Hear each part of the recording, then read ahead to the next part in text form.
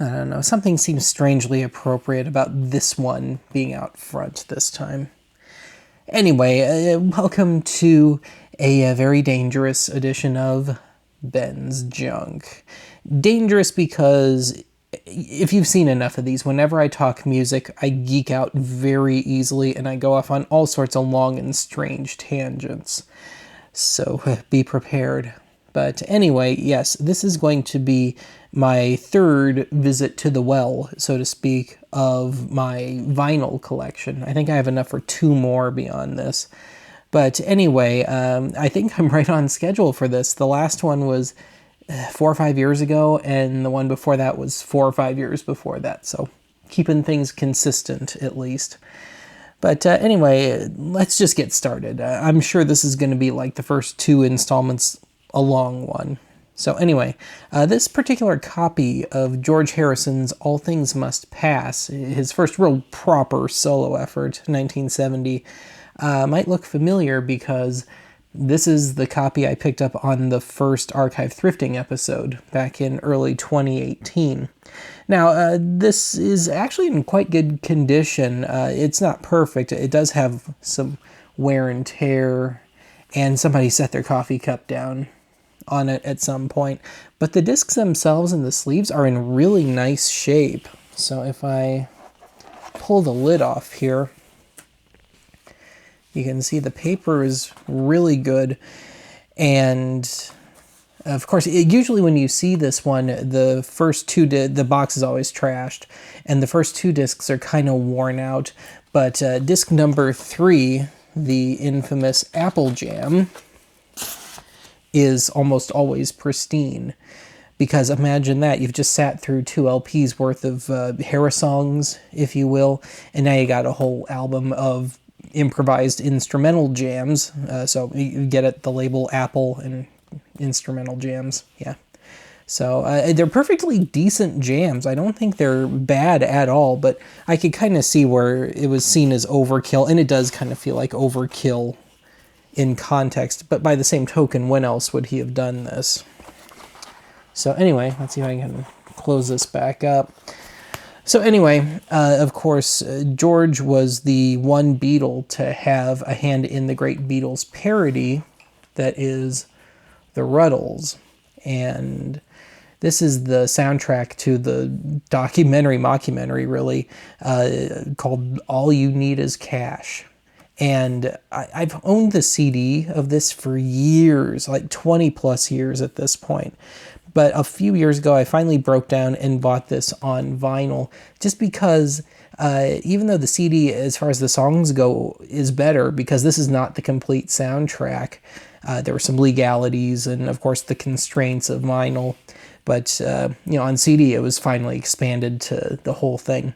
But a lot of the artwork got cut out, so I just wanted to be able to finally have all the lovely artwork and transcripts of interviews with Mick Jagger and Paul Simon, and I won't pull them out. The one downside to this copy is it's a little too small, a couple millimeters too small, so everything fits awkwardly.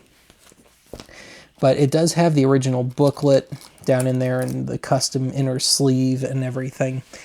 And the only downer about this one would be that, as far as record collectors go, this is indeed a record club issue.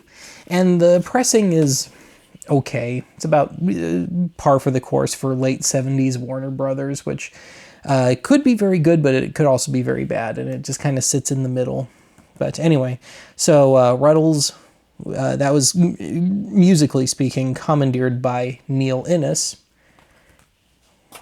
And here is his first solo effort from 1973, late 73, early 74. And this did not get released here in the US until just in the last few years, and really more is just for download and streaming. But this copy was a Fleabasm, but it did come from within the US, and by some freak occurrence, I was the only bidder on it. Good condition and everything. There's nothing special about the packaging. But I think I've got one of the few copies within the US of this. Now, this is one that has not been served well on CD. So about 30 years ago now, there was a compilation called Recycled Vinyl Blues. And it has this album in its entirety, but it's somewhat out of sequence. But kind of by default, it's the only good CD copy of it. So a few years ago now, just before Neil died, they were starting to work on a proper reissue. Neil died during the process of putting that together. And when it came out, it was a train wreck. So about half the songs on here are supposed to segue into each other pretty blatantly at that. Now there's these horrible, totally extraneous gaps between songs. Some idiot swapped out the LP and 45 versions of the title cut. There's some stuff on there that was a needle drop, and it's just an absolute mess. But yeah, if you want this one digitally, you'll have to find the Recycled Vinyl Blues disc, which only came out in the UK. So anyway, Neil got his start in the Bonzo Dog Band. And here is an album that could take a very long time for me to discuss. We'll see where I go with this. So this is the US version of this album. So over in England, this is called The Donut in Granny's Greenhouse. And I think this is probably their best album, but I could go on about this for other reasons. So for one, here in the States, it's called Urban Spaceman, which is a bit of a problem in and of itself. It is the Bonzo Dog Band. Shouldn't it be Urban Spacemen, especially with that cover? But anyway, the reason they call it this is because they had a hit over in England, their only hit, called I'm the Urban Spaceman. And at the time, that was just a single over there. It didn't turn up until one of their later LPs over there. But here in the States, Imperial, the sub-label of EMI, decided to stick it on the American version of this album and retitle it, which wouldn't be too bad, except they kind of screwed things up. So they stuck the song at the beginning of the album. Now, this is supposed to start with a thing called We Are Normal. And it starts with kind of a collage, and then it kicks into what might be the hardest rocking thing ever committed to tape as of 1968. And then at the end of the album, it's supposed to reprise that. It's supposed to bring things full circle.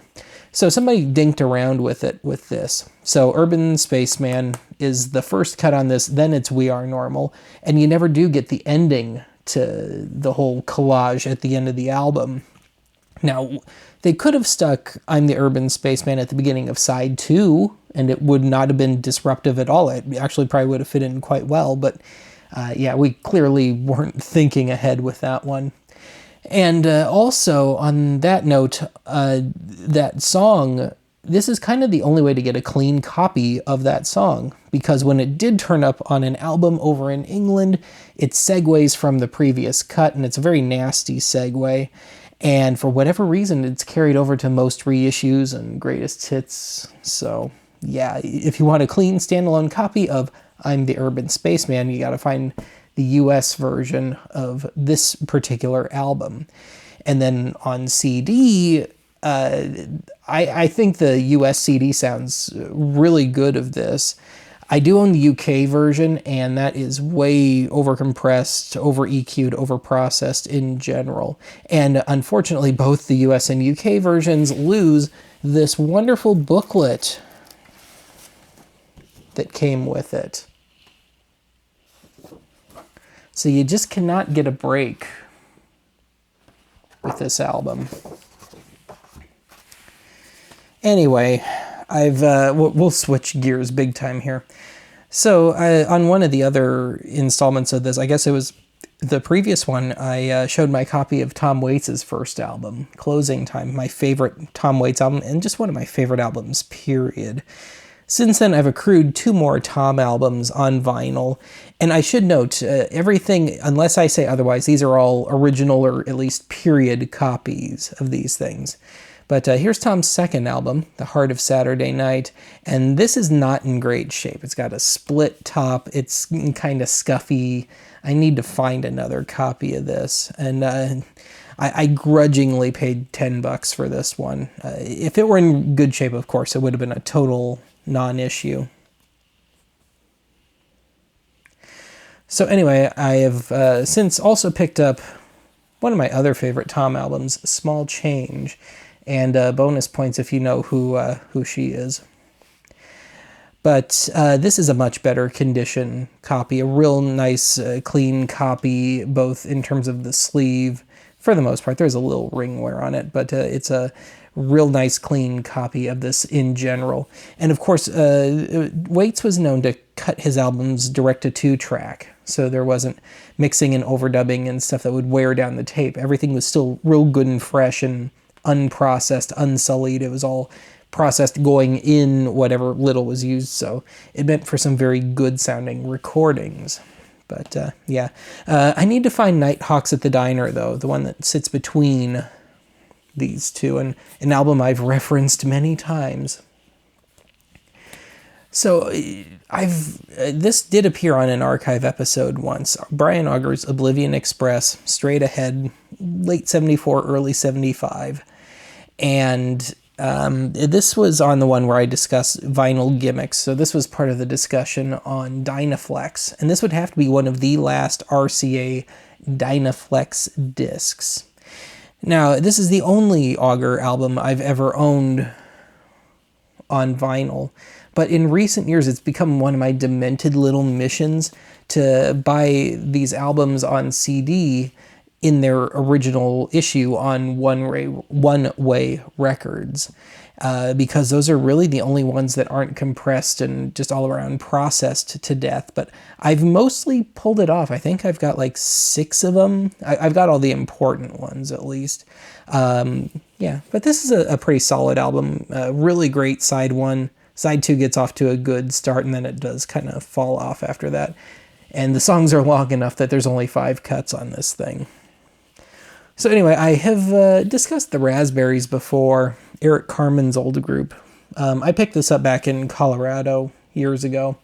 And yeah, there were only 4 members at any given time of the Raspberries, but this was after the fact, and they just added up the entire crew that passed through the group at varying times. So yeah, the 6 people that passed through.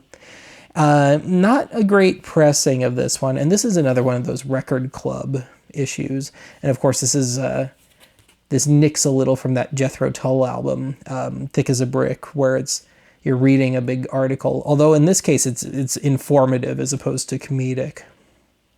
And somebody was marking off their favorite songs, which wound up being most of the cuts on here. So anyway, I have one of the regular albums on vinyl here, their second, Fresh Raspberries, and I picked this out of the dollar bin here in Sioux Falls not too terribly long after I moved here, and somebody put a nice big mark through it.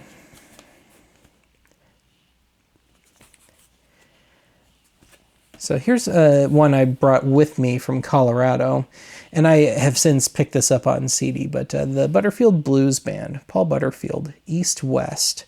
This came out in like late 66, early 67, and of course Paul Butterfield is usually credited with effectively inventing what we would call blues rock.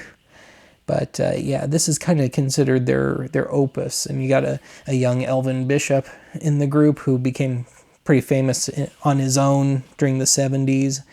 And of course the real notorious cut on this one, well, for one, it's got Mary Mary on here. Yes, the Monkees tune, but predating the Monkees' own version, written by Michael Nesmith. But this was a big staple of early FM radio because of the 13-minute title cut. One of the great instrumental jams, as far as I'm concerned. Unfortunately, this is a near original pressing, but it's not a good one. It's sibilant all the way through, and it's in good condition and everything, but yeah, it does not sound that great. But I have mentioned that, yeah, I do have this on CD as well. Okay, we're going to be going in reverse chronology with a lot of these here. But let's move on to Fairport Convention. I think this has appeared already, but we'll go through all my Fairport LPs, and I got a ton of their stuff on CD. This was a thrift store find back in Colorado at least 10 years ago. And this is a muddy sounding issue of this album. Really, this is one of those cases where I actually recommend the remastered CD over anything else. This also holds the distinction of being their biggest hit, if you will, here in the States, which meant like scraping into the top 150. And it also holds the distinction of being the only all-original Fairport album. Usually there's some covers going on. And as for the songs here, well, One More Chance is a wonderful, epic ballad. But every year, November 1st, first thing in the morning, I will play After Halloween to officially wrap up Halloween season in a very melancholy way every year to end the season. Of course, Fairport was the most hardcore of the British folk rock groups. You have to have just as much a taste for a little Celtic and some other stuff to go with your general folk and rock mix, and a little country in this particular iteration of the group too. So anyway, again, we're moving backwards here. This is the live album, A Movable Feast, which is usually just called Live Convention. I think the rest of the world calls it that, although on CD it has been standardized to Live Convention.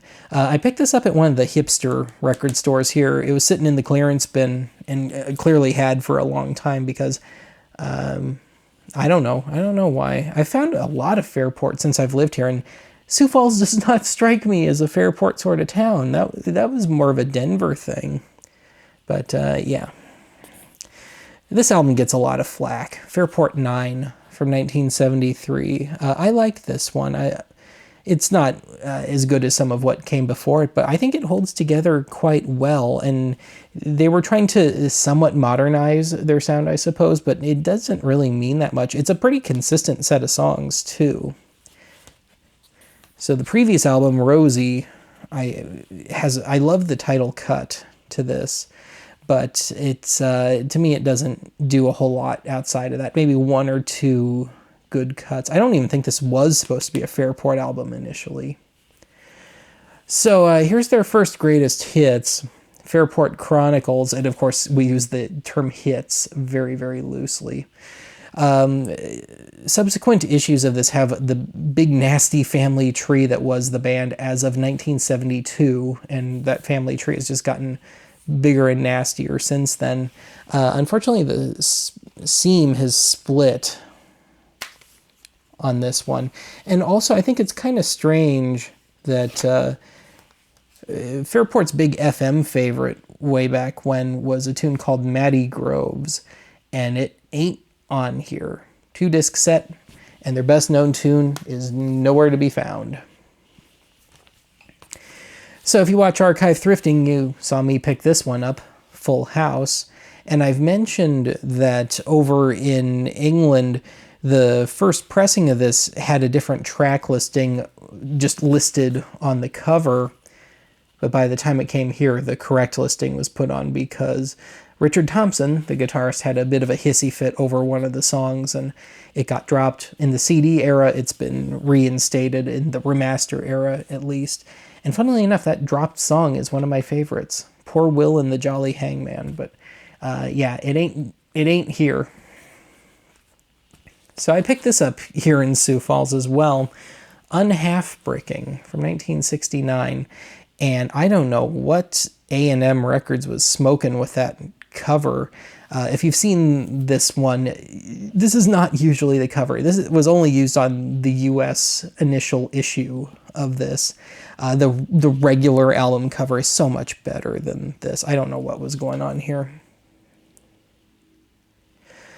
Now, this is actually their second album.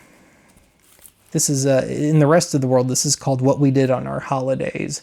And on CD, it has been standardized into that. But yeah, this was the first one to get released here in the States, and I guess A&M figured, well, we'll just make this self-titled. But the thing was, their real first album was self-titled, and then this became a bit of a problem when that finally did turn up in the States 5 or 6 years later. But in the short term, not a problem, and this is not the album cover that the rest of the world and that the CD era and download era have seen. Okay, I know this was in another video I did, Steve Goodman's final completed album, Santa Ana Winds, released posthumously in 1984. But somewhere in the cracks, I found this 2-disc set, and this is effectively his first two albums, I think, just presented a little bit out of sequence, and then with one unreleased song just stuck in there. Election Year Rag, which is a great song to play around election time. But yeah, I like this because it sounds really nice. The CDs of those first two albums, you got to make your choice. If you want the old issue, it's muddy as all hell. If you want the remaster, it's overcompressed and overbright. So it's either that or vinyl. Otherwise, I think this might have been on the comedy albums thing I did. Mrs. Miller's Greatest Hits. Sometime over the years I found this stereo copy. The last time I think I showed this, I still only had my old mono issue of this. Of course, if you watch Shango 066 and Radio TV Phono Nut, they've made kind of a running joke out of Mrs. Miller, which I think that's a bit unfair. I think she knew what was going on. She knew that her voice was, a bit off. And of course, Gary Owens, the guy that always had his hand up to his ear on Laugh-In, wrote the notes to this one. And he was indeed a disc jockey in LA and was playing this stuff. And this made the top 10, I should note, at the time.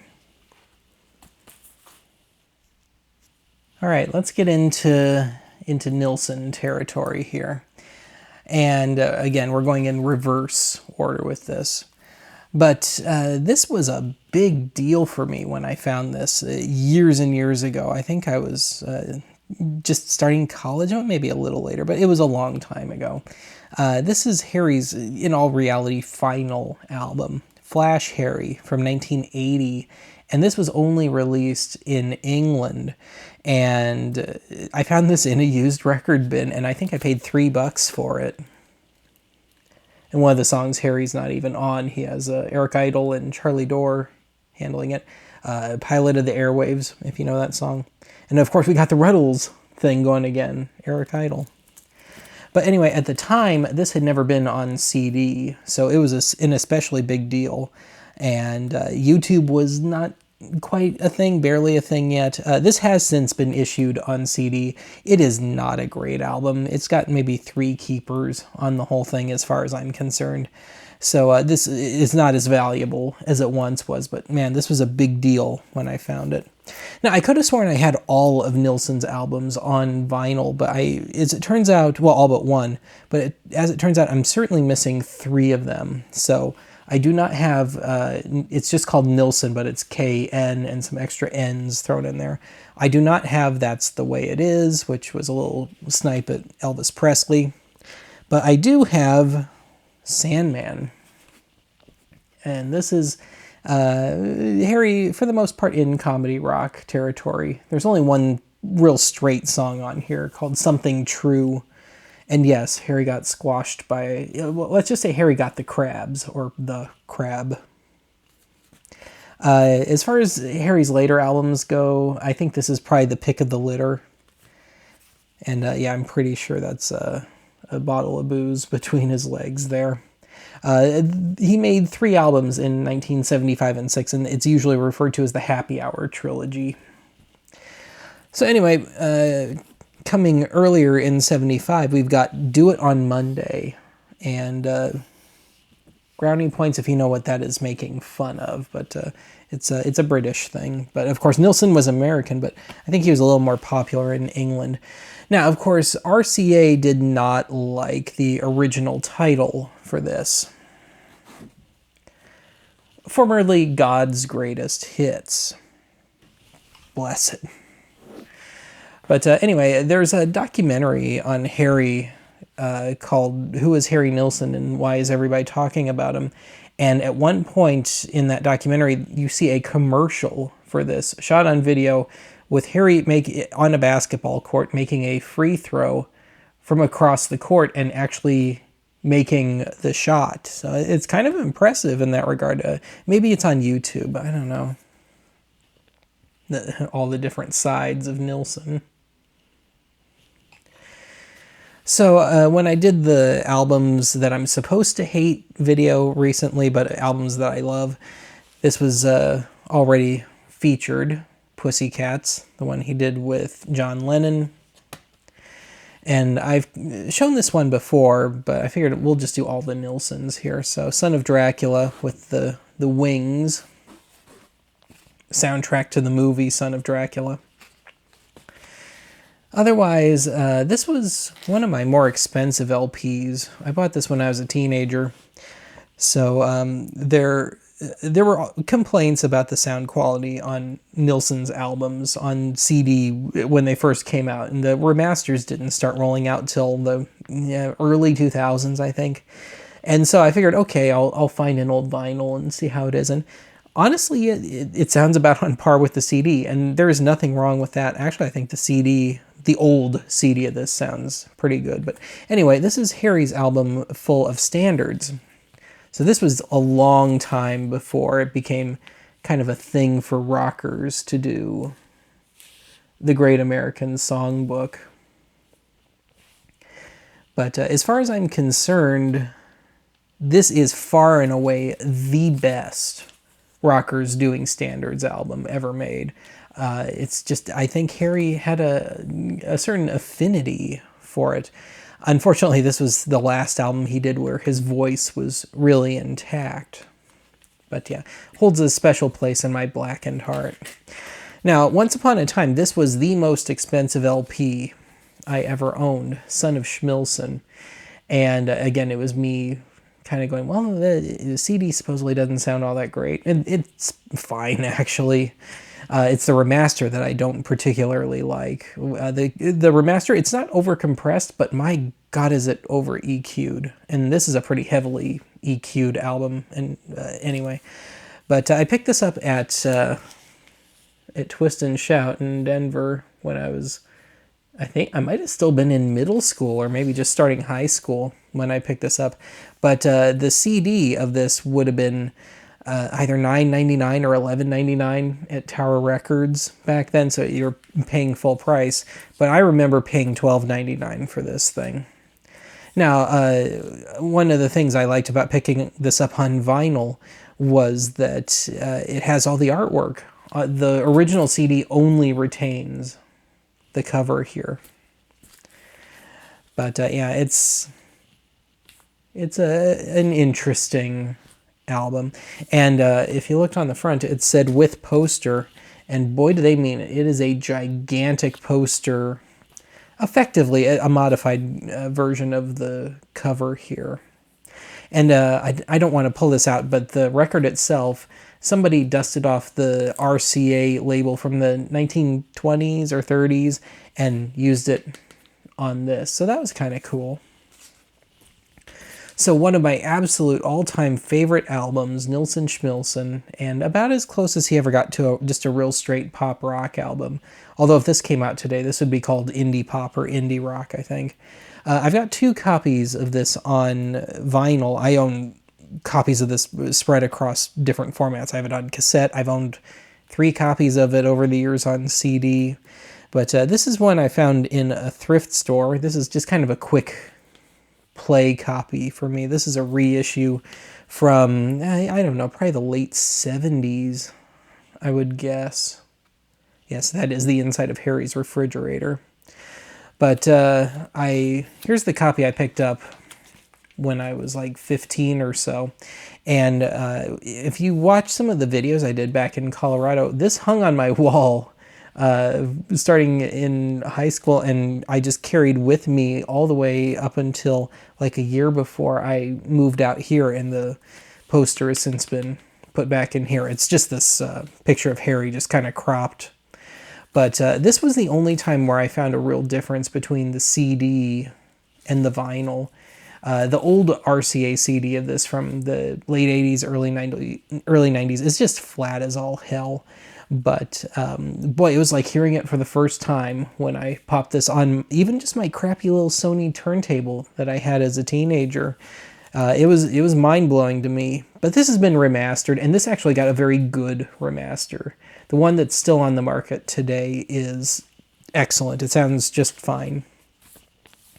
This has appeared on Archive, I guess, on one of the music career episodes. Kind of a mashup of Harry's first two real proper albums, Pandemonium Shadow Show and Aerial Ballet. And of course, I had a project that was directly inspired by this. And this is one that, actually, I think nothing beats this one on vinyl. I've owned 2 copies of this on CD. One was really hissy, and the other one was just way overcompressed and overprocessed. So, yeah, this is kind of the keeper copy as far as I'm concerned. Now, this one I'd like to upgrade someday. Harry's Kids album, The Point, and yes, the one that the cartoon was based on. But this came with a comic book and stuff at the time, and this was a pretty lovingly packaged thing. But this is just the LP chucked in there. The cover is totally split. It's just not a great copy of this thing. But I have yet to find one that's just completely intact, at least in person. And the ones I've seen on Fleabay that are intact have fetched some pretty decent money. So this is a reissue of Nilsson Sings Newman. So, of course, Newman being Randy Newman, and Randy with a mustache. And this was, I guess, got voted Stereo Review's Record of the Year when it first came out. And it's a good record, but it's a bit of a strange one. For the most part, it's just Randy playing piano and Harry singing. There's little bits of other instruments here and there, but it doesn't... there's not a whole lot going on. Only the first cut has anything resembling a full band on it. Now, of course, the original issue of this had a long shot of this painting, and you'd see the entire car, and it's just a much nicer one. I don't know why they redid it like this. They kept the back cover intact, though. And here's one that I already owned on CD when I found this. I was still in high school. But it was one of those ones that I actually liked the CD of this. This had one of those Steve Hoffman DCC discs, and it sounds pretty good, but I still think this sounds even slightly better. And this is kind of a strange album in that a lot of it is pretty cutesy, but it's also kind of dark and odd. It's like Harry, the subversive choir boy, as he sometimes got called. And if you want to pause and attempt to decipher the little story written on the back, it's worth it. So I'm missing Aerial Ballet. I do not have that one on vinyl, and it's one that I will probably wind up spending some insane amount of money on because only the first pressing of that LP has the entire track list. One of the songs got dropped because the Monkees covered it, a tune called Daddy's Song, and to avoid competition with the Monkees version, it got dropped. And that first pressing of Aerial Ballet is pretty valuable, but it's intact on all the CD issues and download and streaming. It's just vinyl where it's elusive. But anyway, here's my copy of Pandemonium Shadow Show, and I think this is original. It seems to predate Dynaflex. So I've discussed that before. And this is, again, just kind of a strange album. This is like, half of it is demented circus music. There's this recurring motif of clowns and stuff running through it. Particularly the song 1941, which is a really great song. And kind of an underground classic. But I think this is what the Beatles had heard when they declared Harry their favorite American singer at one point. So Harry had done some demos and stuff prior to that, and this is a bit of a consolidation of them. This is on Pickwick, but it's that he had done for Capitol, Rock and Roll. And speaking of the Monkees, they covered They eventually covered Good Times, decades and decades later, but otherwise you get to hear Harry, cover 16 Tons.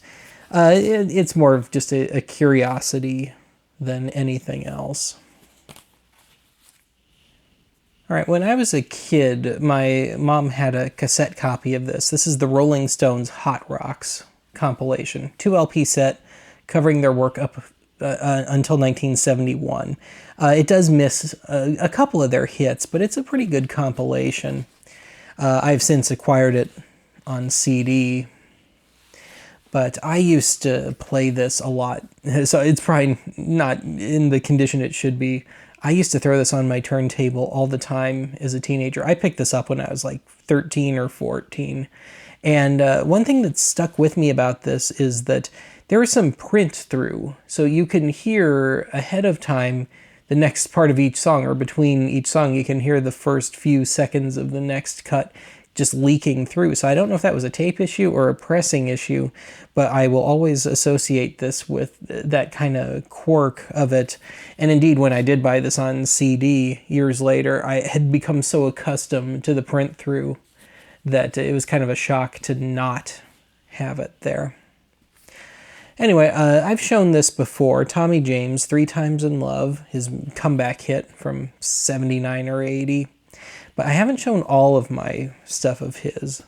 So some might consider this a little blasphemous. Christian of the World with Tommy as Jesus or a shepherd. I don't know what he's supposed to be there. Not a great album, but it does have the tune Draggin' the Line on it, which was a nice big hit for him. And oof. Bad. Anyway, we got the 45 of the tune Ball of Fire, one of the last Tommy James and the Shondells hits, and had a drill hole through it.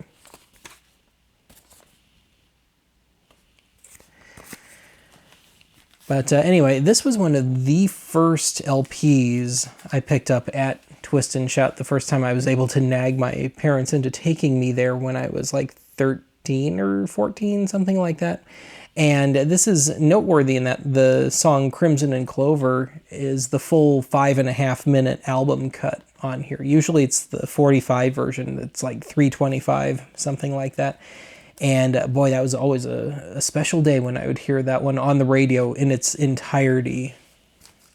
And boy, was I pissed off when I bought the CD, not necessarily of this compilation, but I remember buying Tommy James' Greatest Hits CD, and I had saved up for it. It was kind of expensive, and it was the chopped version of Crimson and Clover. I was so pissed off. Anyway, the first thing that I ever bought online, and I had to nag my dad into getting it for me, because, credit cards, was Tommy James and the Shondells, a Rhino twofer of Crimson and Clover and Cellophane Symphony. Now, it's just an alternating positive and negative there for the picture. But talk about the last group you would ever expect a Moog synthesizer instrumental freakout jam from, but that is what the title cut of this is. 9.5 minutes of it, and the most shocking part of it, it's good. It holds together really well, and Tommy proves to be pretty adept at the Moog. It's so strange. But boy, it caught me off guard when I first heard it. But anyway, this was such a coup for me at 13 or 14 when I got this. And this used to be in really good condition, but I played this a lot prior to getting the CD of this one. But yeah, this was a big deal. And then when I got the CD, Rhino Records made a big deal in the liner notes about that the instrumental middle section of the title cut here was at the wrong speed. And they corrected it for their CD, but I never noticed it.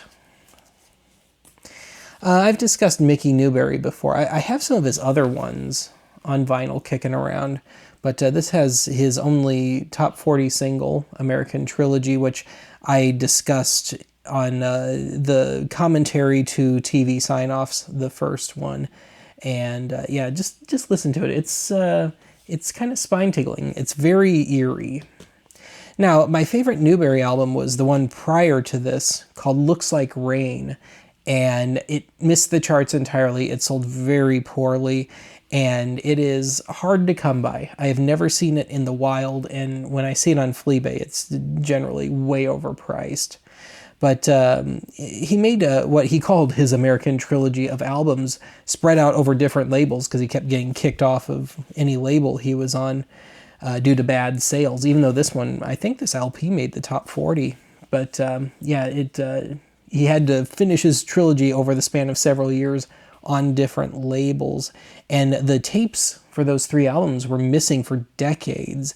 And it was only like in the early 2010s when they were finally found and they got reissued properly and fell out of print and now fetches some good money. But at least I have the CDs, and yeah, I've also got the vinyl here. So I paid 99 cents for this one, not the $11.99. But this is his first. This is called Harlequin Melodies.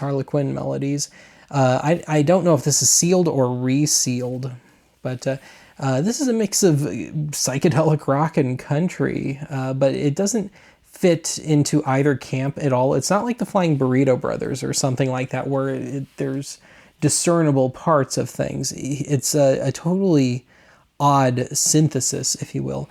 And if you know that tune, I just dropped in to see what condition my condition was in from Kenny Rogers in the first edition. This is where it came from.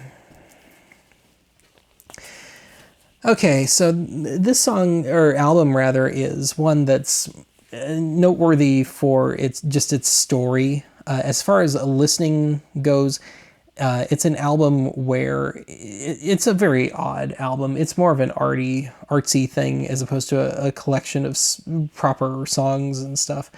But it's one that I can listen to strictly on an intellectual level and really appreciate it. But I absolutely cannot put this one on just for enjoyment. But anyway, Song Cycle, Van Dyke Parks. And this bombed hard when it came out. And for a while, Warner Brothers had made so many copies of this, you could send in your old copy of this to Warner and get, I think, 2 copies, 2 sealed ones from them.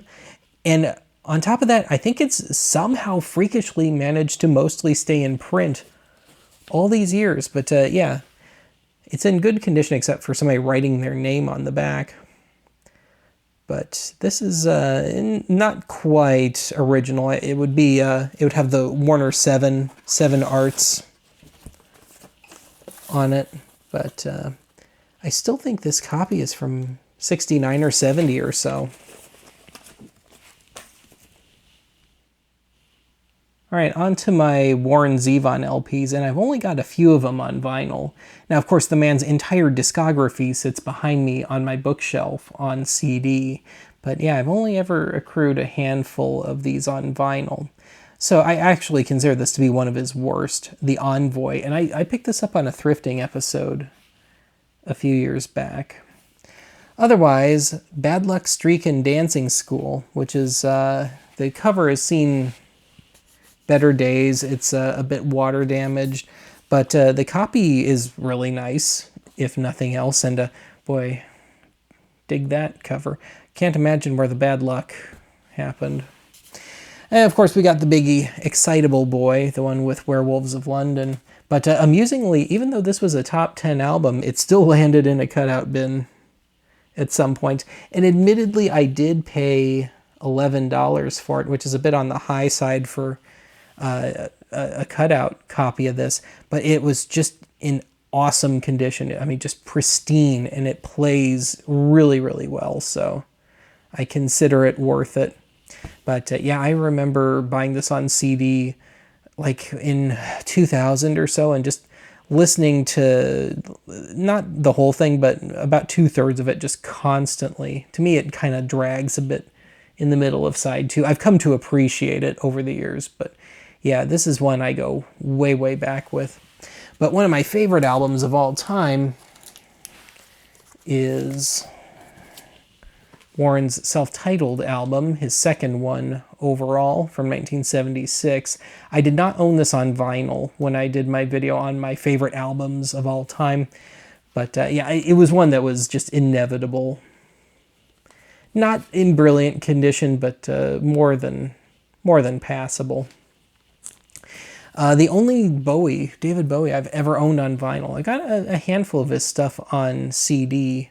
This was a thrift store find a long time ago, 20-ish years ago.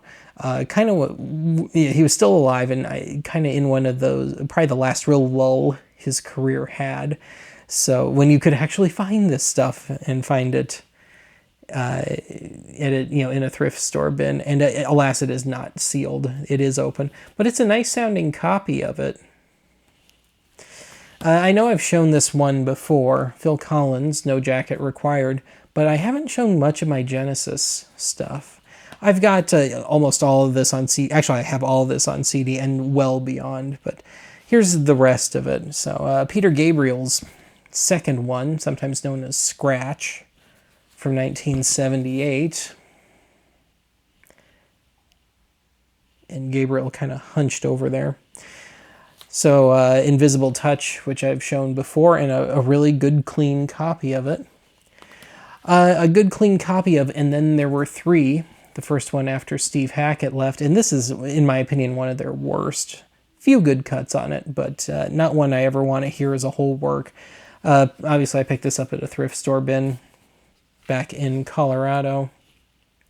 And this does not sound very good. This is not a particularly good pressing. This is one I picked up in the clearance bin at one of the hipster record stores around here. Genesis Live, 1973. Pretty dang good live album. I kind of wish it were a double LP, because there was only room for 5 cuts on this one.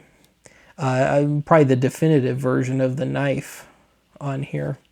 The only downside, I'd say, is probably, as much as I love the song The Musical Box, Gabriel, he runs out of breath towards the end of it, and he just kind of putters his way through the last couple minutes of it, which are supposed to be the climax. But otherwise, yeah, this is prime Genesis right here. Now, don't let the condition of this fool you. I don't know how it got into such dire condition, but the record itself is in actually really good condition, and it sounds quite good, but Selling England by the Pound.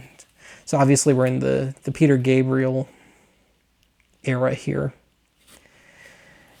And probably, actually I know my most rare Genesis thing, Trespass, their second album overall, although this issue is from the early 80s.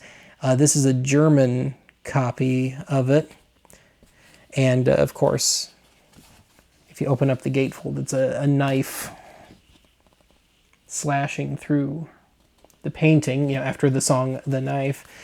But this wound up being kind of indispensable for me, because the song Stagnation on CD fades out for no good reason. It's not supposed to. So if I want it complete, I gotta pull it from here.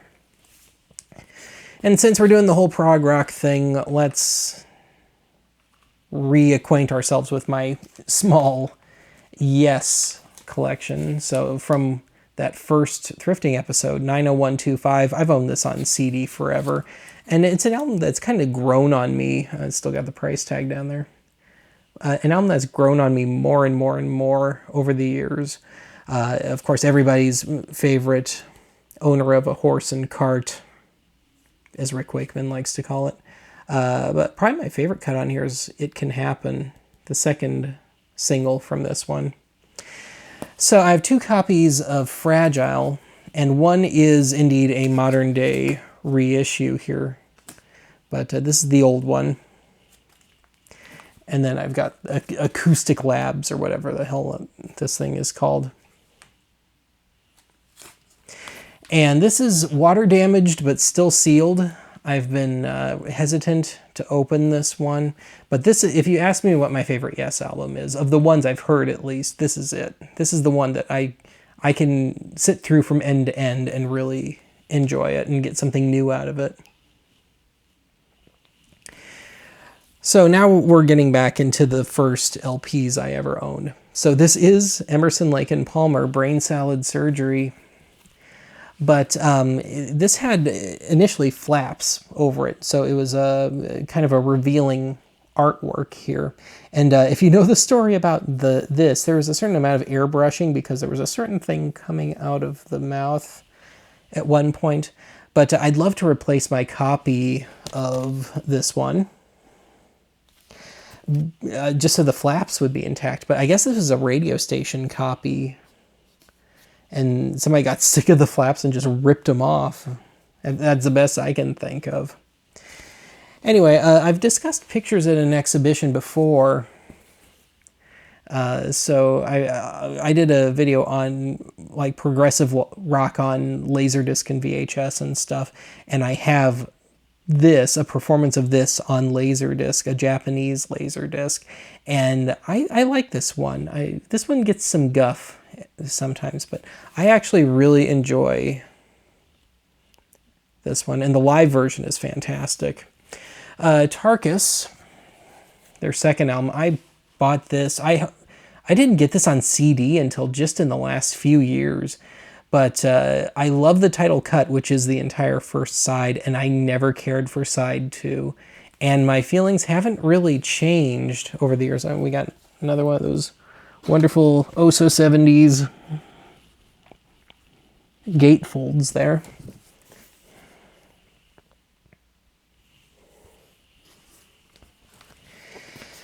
And then this used to be in pretty good condition, their first album, albeit a reissue. This was a gatefold at one point. So you see that ear down there in the outline of the head. So there are issues of this where you can open it up where it is a gatefold. But I picked this up before I ever owned this on CD as well. And I got this in middle school, and I played this into the ground, especially Lucky Man. So I suppose I should blame this one for making me want a Moog synthesizer. And of course, ultimately did, one of the Radio Shack ones, at least. All right, on to the last round here. And I love this album. John Phillips. This is sometimes known as John the Wolf King of LA. This came out in 1970. And of course, John Phillips led a little group called the Mamas and the Papas. And I bought this here in Sioux Falls, but I was still living in Colorado. So took it back to Colorado with me, and now it's back here again. But I absolutely love this album.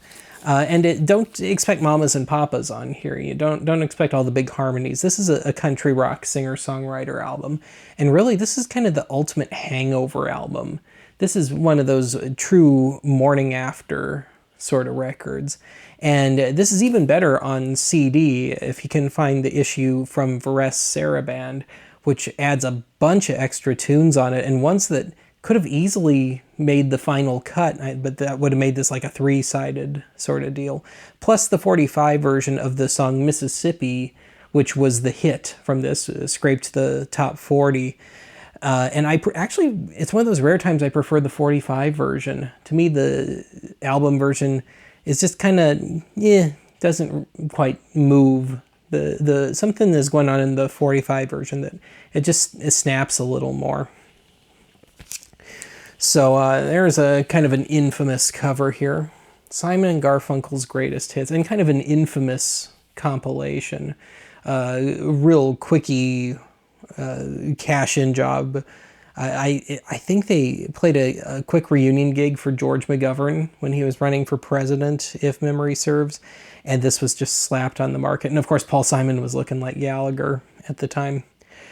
But this is, the channels are swapped on some of the songs. All of the tunes on here are not from the original tapes. A lot of these are third and fourth generation. Things are edited, songs segue into each other for no good reason whatsoever. Some songs are replaced with live versions, and it does not disclose it at all. And yet, I wound up buying this on CD a few years later, just for those live tunes, just being a bit of a completist. But you'd think when this came out on CD, they would have gone back and fixed some of the errors, but no, the CD sounds just as bad as this. But it didn't stop this from selling, what, like 10 million copies or something? It's just some insane amount. So anyway, picked this up way back in middle school. Bridge Over Troubled Water. Also have it on CD. I have all these on CD at this point. And I listened to this one quite a bit. But this is probably my favorite of theirs, Bookends. And talk about accomplishing a lot in a very short time. The album is only 28 minutes, I think. And they get a lot done. Side 1's a little concept album, and side 2 is just a great selection of singles and FM favorites and everything. Now, there's a huge, huge poster in here. I mean, it would take up a good chunk of my wall. And it's a really nice piece of art, but it's so utterly impractical. I could have sworn I had Parsley, Sage, Rosemary, and Thyme on vinyl, but I guess I don't, or if I do, I've misplaced it. But I do have Sounds of Silence. And this was a much, much later find. I owned this on CD well before this. I got this on CD when I was like 15 or so. And that was a big deal for me because I had the greatest hits already that I just showed. But I wanted a much better copy of the title cut here. And it was my first time going to Tower Records as a kid, I think. And, like 15 or so. And they actually had this, and I just about fell over. And thankfully I had the $10 for it. So anyway, Neil Young, Decade, triple album, compilation, very famous one. Sold a few million copies over the years. But, yeah, I don't remember when I picked this up at all, though. Much, much later, though. I think I already had the CD. Now, one of the first things I ever owned on vinyl was this, Harvest. And I remember being kind of disappointed when I got it on CD because I thought the CD didn't sound quite right. But it was one of those deals where they were trying to get the noise out. They filtered it a little too much for the CD, but this has that nice big open barn sound, like what you're seeing here. And just, not everything, not all the artwork necessarily made it to the CD and all. But this is probably my favorite Neil album after the Gold Rush. It's probably the one that gets the most mileage from me. This copy I also picked up when I was in middle school. Not in great condition, and it's in even worse condition now by my hand, although I assure you the masking tape was not my doing. But it was a good bit later. And of course, Neil's Ass, For You to Kiss. I didn't pick this up on CD till quite a bit later. I guess this one is allegedly worth a few bucks. An original issue of Everybody Knows This Is Nowhere. This was a thrift store find years later. I already had this on CD, but real nice sounding copy. All right, we're going to close things out with the Everly Brothers here. And this is my favorite Everly's album. This is one of their much, much later ones from 1972, Stories We Can Tell. And this is a British copy, actually. And this is a notoriously lousy sounding album. It's just one of the most muddy mixes of all time. And strangely enough, the overcompressed, overprocessed remaster is the winner. So yeah, look for the ones from like 2005 on, because that actually manages to pull this album out of the mud, out of the muck. And of course, every year on Christmas Eve, I gotta play Christmas Eve Can Kill You. One of the absolute most depressing Christmas songs ever written. And then we get more into prime stuff, the golden hits of the Everly Brothers, which this was just a year or two into their run on Warner Brothers, and only covers that. So don't expect Bye Bye Love or Wake Up Little Susie or any of the 50s tunes on here. But yeah, that period from 60 to 62, at least, when they were still real reliable hit makers. And this was kind of a big deal for me. This was one of the ones I picked up in middle school or early high school. This is called Both Sides of an Evening. The hit from this is called Don't Blame Me. But you can kind of call this one of the first concept albums. Side 1 for dancing, side 2 for dreaming. And indeed, yeah, it's one that's more upbeat on one side and one more ballad heavy on the other. And how often do you see this? Recommending other albums on different labels. You certainly didn't see that after the early 60s, but yeah, this is from 61, if memory serves. It's not a great album. Mention My Name in Sheboygan. I can't tell if it's brilliant or horrible, but I guess it's one worth pulling. I'd assume it's on YouTube by now. I'd assume this is on streaming by now. But at the time, yeah, this was still kind of lost in the vinyl era. But anyway, that's it for this one. I'll try and prop that up here. So hopefully you enjoyed this little, very long actually, ramble of mine. And I'll talk to you again soon.